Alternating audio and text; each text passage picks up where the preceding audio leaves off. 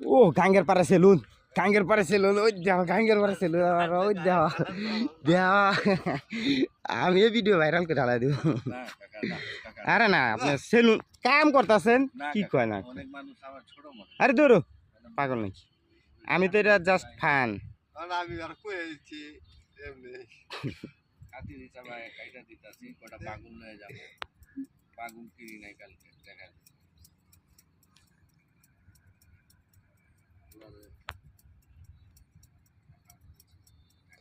তুরাগ নদীর পাশে সেলুন আপনারা সবাই এখানে আসবেন চুল কাটতে